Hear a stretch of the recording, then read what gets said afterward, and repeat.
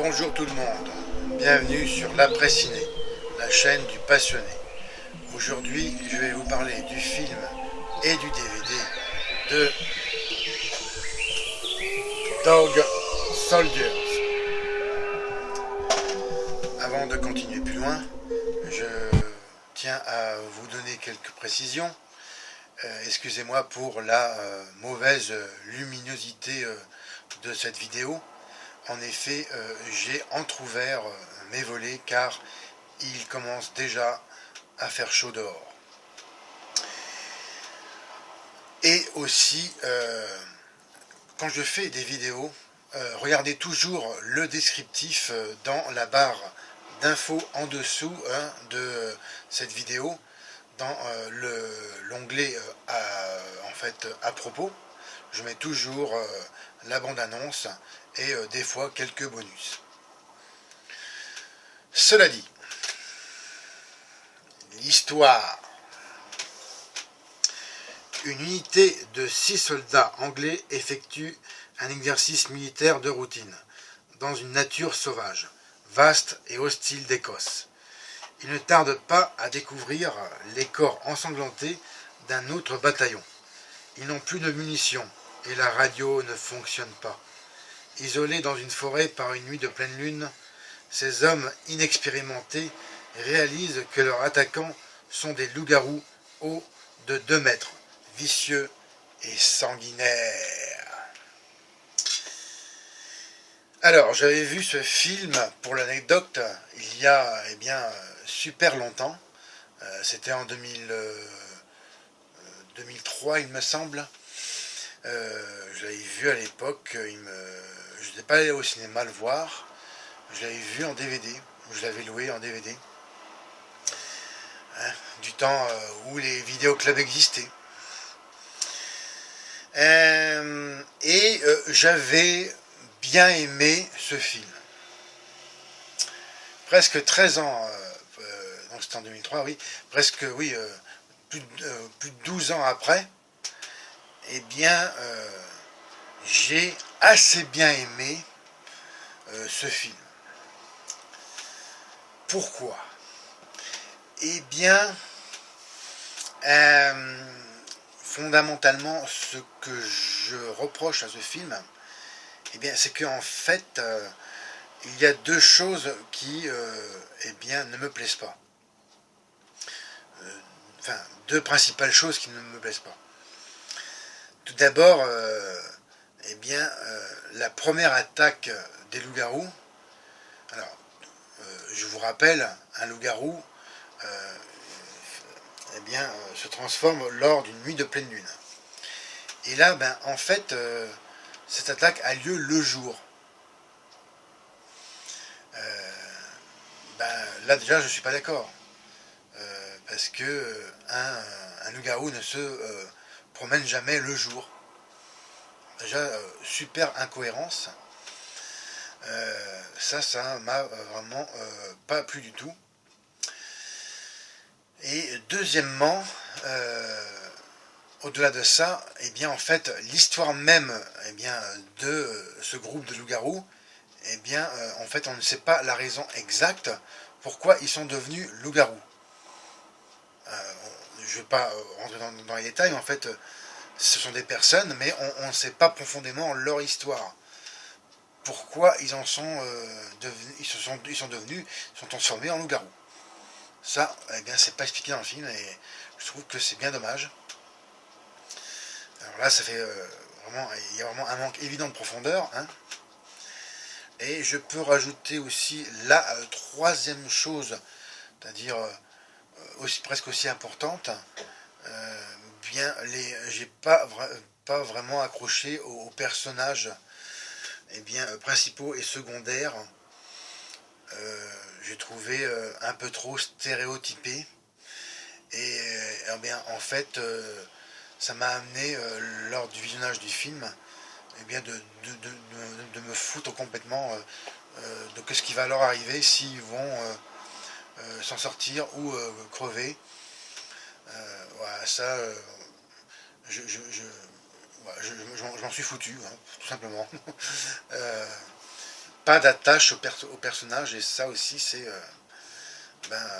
témoigne de cette faiblesse, eh bien, je dirais, scénaristique. Hein.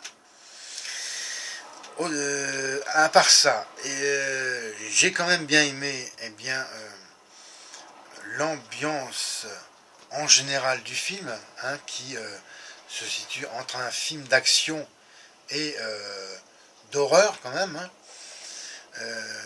Le design même des loups-garous est en général bien, mais des fois, sous certains plans, c'est vrai que c'est pas terrible. Bon, toujours, hein, je pense que la raison principale de ce problème, c'est le manque de budget. Hein, j'y reviendrai plus tard dans le descriptif de la fiche du film. Ce manque de budget évident. C'est pas c'est pas que c'est mal fait, mais voilà, il y a certains moments, voilà, c'est assez bancal. C'est surtout, je pense à tout ce qui est, en fait, lors de l'apparition de leurs mains, de leurs bras. Ouais, je n'ai pas trouvé ça terrible. Enfin bon. Autrement, il n'y a pas vraiment d'effets gore. Enfin, il y a quelques effets gore, mais vraiment pas plus que ça. Je me serais attendu quand même à plus de gens, de sang qui giclait, qui aurait pu gicler, surtout lors des scènes de combat, hein, par rapport à... Il y a un moment où il y a un soldat qui se retrouve au corps à corps avec un loup-garou, enfin une ou deux fois même, et bon, j'aurais voulu un peu plus d'effets gore, toujours, hein, je pense, ce problème de budget.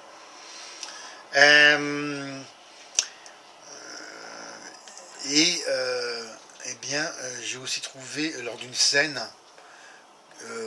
voilà, on voit tout de suite que ça fait pas du tout vrai. Bon, y a un soldat qui se fait éventrer et voilà, bon, je trouve vraiment les effets spéciaux pas du tout terribles.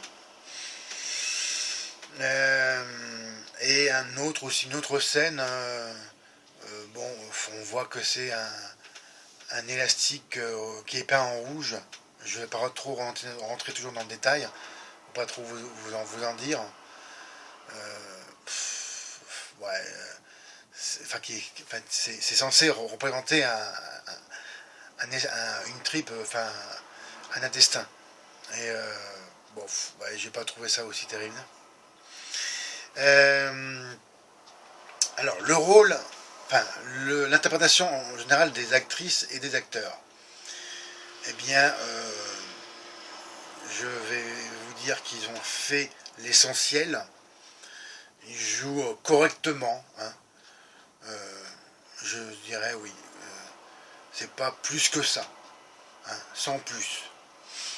Ils n'exagèrent pas dans leur interprétation, mais je pense que ça aurait gagné qu'ils y mettent un peu plus de conviction par moment. La musique du film, là, elle m'a pas marqué.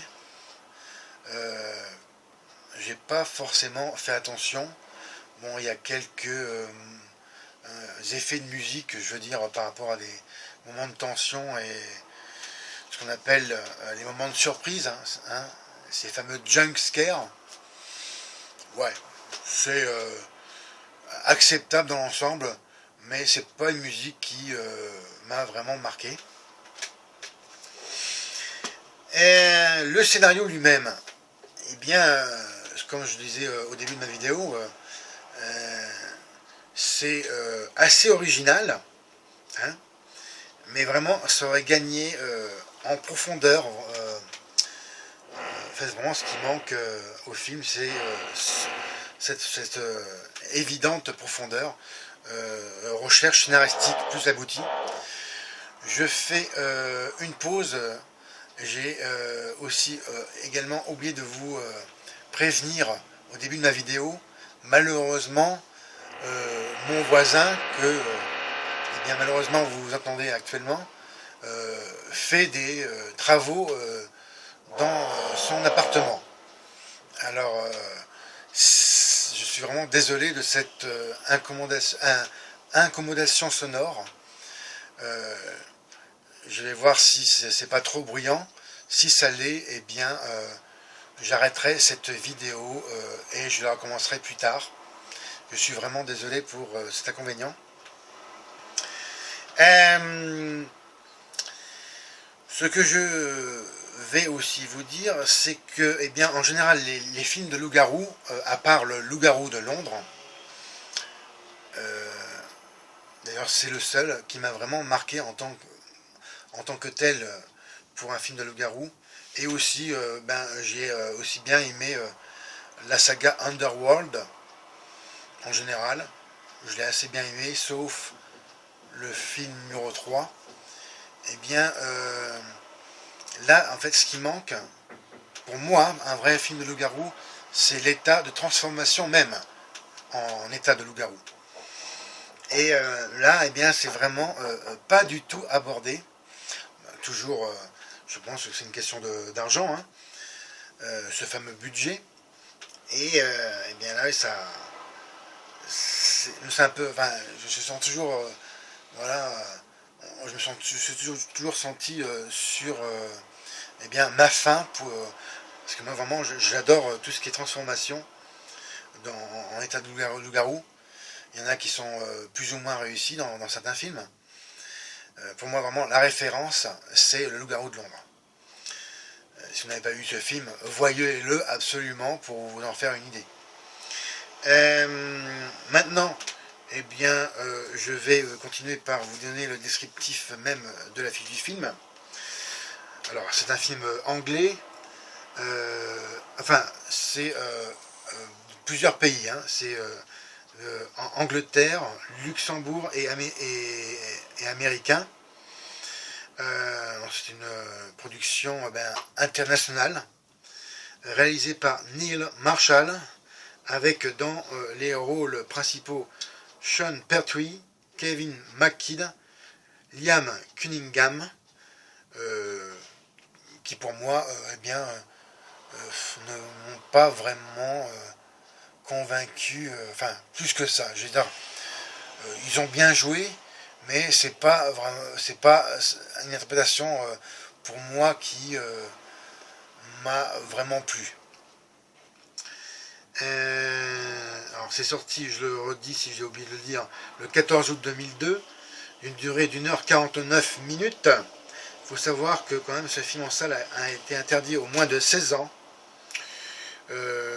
Oui, je pense que c'est assez justifié pour l'époque. Maintenant, c'est pas vraiment un film qui fait peur déjà. Enfin, pour moi, hein, c'est mon impression. 16 ans, je dirais, ouais, je pense, enfin, je dirais plutôt, bon, on peut le voir à partir de 14-15 ans à mon avis. 12 ans, ça peut être un peu jeune. Je pense que 14-15 ans, c'est un bon âge pour voir ce genre de film. Parce que quand même, il y a un humour britannique, genre un peu comédie d'humour noir, si vous voulez, par moment, qui, en fait, dans l'histoire est censé eh bien, dédramatiser la situation. Mais moi, vraiment, ça m'a pas fait rire, ça m'a pas plu du tout. Excusez-moi encore pour ce bruit de chignole, hein, de perceuse dans le mur. Je suis vraiment désolé. D'ailleurs, il faudrait que je lui coupe l'électricité, comme ça, ben, il n'en aura plus pour nous embêter dans notre vidéo, enfin, dans ma vidéo. Quelques faits sur ce film. Hein, quelques anecdotes. Moi j'appelais ça ma rubrique dans mes critiques sur mon autre chaîne YouTube, hein, post-ciné, ma critique en fait qui s'appelle Le saviez-vous? Être réaliste pour être efficace. L'un des souhaits majeurs du réalisateur Neil Marshall et le producteur Christopher Figg fut de mettre en avant le réalisme et l'authenticité afin d'effrayer plus efficacement le public. Bien sûr, j'adore le Loup-garou de Londres. Et moi donc. Et Hurlement. Là, il parle de Hurlement numéro 1. Film que je cherche toujours. D'ailleurs, sur Internet, je n'ai pas trouvé en téléchargement pour l'instant. Si quelqu'un l'a trouvé, s'il vous plaît, laissez-moi vos commentaires à ce sujet pour me dire où on peut l'avoir. Aussi, ce film, je n'ai jamais vu en occasion nulle part, ainsi qu'en neuf dans un magasin. C'est vraiment une pièce visiblement unique à voir. Voilà, c'est un film à ce sujet de, je pense que début des années 1980. Eh bien, il ne voulait pas faire seulement un film d'effets spéciaux. Dog Soldiers met en scène des animaux féroces. C'est pas des animaux là c'est des monstres. Un loup-garou, c'est un monstre, du répertoire fantastique horreur. Et qui tue et dévore des hommes. Il voulait placer ce monstre classique dans un environnement vraisemblable pour que le public réagisse plus fortement à cette horreur très réaliste. Oui, mais non, je ne suis pas vraiment d'accord avec ce qu'il dit. Ça aurait pu être une horreur vraiment plus intense. Je pense toujours, sauf problème de budget, vraiment, il aurait pu y avoir vraiment un vrai carnage. Pour moi, c'est assez réaliste. Et ainsi, les comédiens et l'équipe du film ont tourné en décor naturel.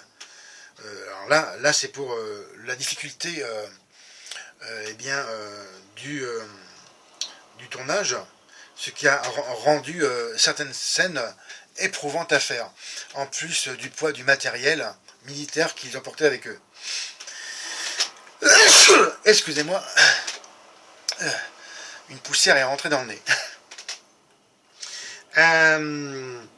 Et c'est vrai qu'ils ont dû vraiment se mettre dans la peau des soldats pour essayer de rendre le plus réaliste possible au moins leur apparition en tant que militaire. Il faut savoir aussi que chaque personnage a utilisé un véritable jargon militaire. Ça par contre ça m'a pas marqué. Pour apporter toujours plus d'authenticité.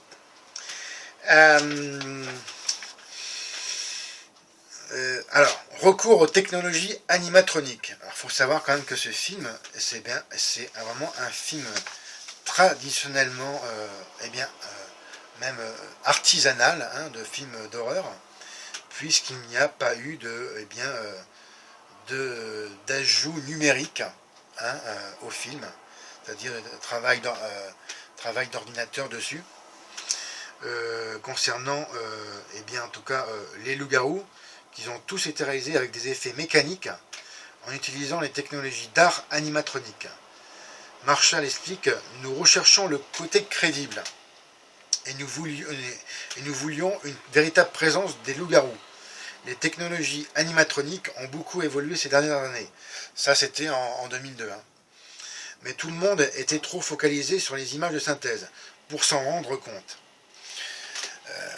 Mais c'est sûr que maintenant, en 2015, la majorité des films d'horreur et fantastiques sont faits à l'aide de ce qu'on appelle les CGI, les effets numériques. De moins en moins d'ailleurs sont utilisées les technologies d'art animatronique. Je tiens quand même à préciser que pour moi, mon appréciation générale sur ces effets-là, je préfère vraiment les effets d'animatronique qui pour moi sont plus méritants que les effets faits à partir d'ordinateur. Et en plus, ça emploie plus de personnel, ce qui est bon pour le marché de l'emploi. Une dernière anecdote aussi concernant le producteur de film Fig, concernant ce film d'horreur. Il n'en est pas à son coup d'essai, hein. Il a aussi notamment produit la saga des Hellraiser, que j'ai jamais vue. Hein, Hellraiser, le Pacte, sorti en 1987. Hellraiser numéro 2, Les Écorchés en 1988. Et Hellraiser 3, Retour sur l'Enfer sur Terre, sorti en 1992. Des films, même je pense, inédits à la télévision. J'ai jamais vu d'Hellraiser quelque part où que ce soit à la télé. D'ailleurs, si quelqu'un m'écoute pour la programmation actuellement en période d'été, il serait judicieux de les passer, franchement. C'est vraiment des films que je voudrais voir. Alors si quelqu'un veut bien m'entendre et qui travaille à la télévision, merci d'avance. Et aussi, je pense que ça sera bénéfique pour tous les fans de films d'horreur. Et quand même, il y en a ici en France, et aussi de par le monde, bien sûr. Ensuite, eh bien, je vais vous présenter eh bien, le DVD en lui-même. Hein, c'est une édition simple, hein, non collector. Pour l'anecdote, je l'ai eu à vraiment un petit prix dans un magasin d'art discount en occasion pour seulement 1,99 €. Fallait pas hésiter. Alors, je dis vraiment encore une fois, je m'excuse pour la faible luminosité de ma pièce, hein, à cause de l'entrouverture de mes volets. Je vais essayer de au mieux vous la présenter. Bon, c'est une jaquette qui est sympa, hein. On voit la pleine lune avec eh bien, ici des griffes. C'est sobre mais efficace. Et en dessous, l'étiquette qui gêne, je vais ôter la couverture pour que vous voyez mieux. Dog Soldiers, c'est marqué 6 soldats, pleine lune, aucune chance. Voilà, ça c'est résumé. C'est par le producteur de Hellraiser et Trainspotting, il faut le savoir. Le disque en lui-même, bah, il est pas mal. Hein. Je sais pas, c'est vraiment sombre. On va pas voir grand chose. Je vais essayer de voir avec le contre-jour. Voilà, on devine hein, des arbres, hein, par des arbres dans la nuit, avec ici on voit quelques soldats ici. Voilà. Et c'est un disque qui est sympa, hein, avec hein, les dog tags ici qu'on voit accrochés au dé de dog, hein, les plaques militaires. Bon, c'est pas mal, mais bon, c'est vraiment très sombre. C'est dommage. Voilà. Ouais, il est pas mal le disque. Hein. C'est sympa. C'est mieux que vraiment rien du tout. C'est-à-dire un disque eh bien simplement neutre. La couverture. Alors, c'est pas mal. Alors, à l'intérieur, voilà, là, ça représente ce qui est sur le CD, hein, le DVD lui-même. Hein, la même, en fait, c'est la même jaquette, enfin la même photo hein, que sur le disque. Encore désolé pour la luminosité. J'ai mis pourtant au maximum l'éclairage, mais vraiment, je ne peux pas mieux faire. Si je ne veux pas suffoquer par la suite dans ma chambre. Et ici, voilà, il y a une épée ici, lors d'une scène, avec une épée sur un œil. Ici, voilà. En fait, c'est le héros principal.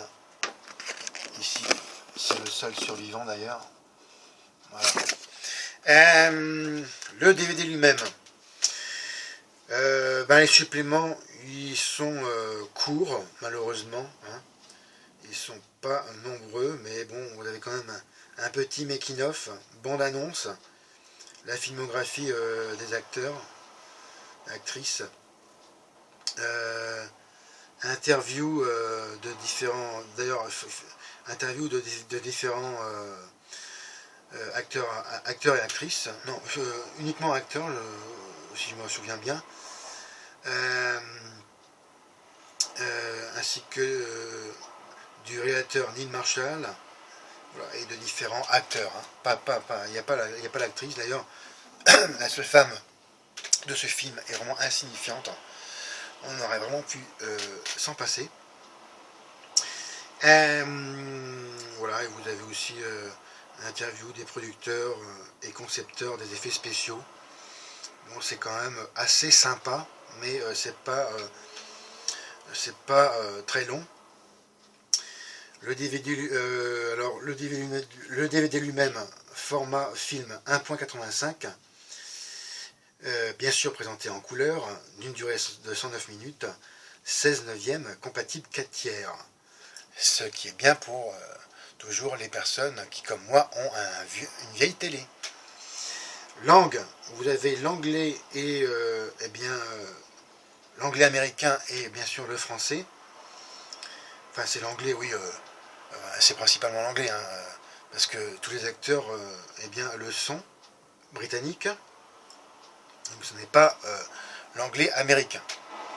Là, en fait, ils ont mis un drapeau américain ici derrière, sur la jaquette, mais non, c'est anglais, hein, bien sûr. Format sonore, c'est du 5.1. C'est bien pour ceux qui ont le home cinéma. Et sous-titres uniquement le français, ce qui est un peu dommage, hein, pour les personnes qui vont le voir en VO avec bien les sous-titres anglais.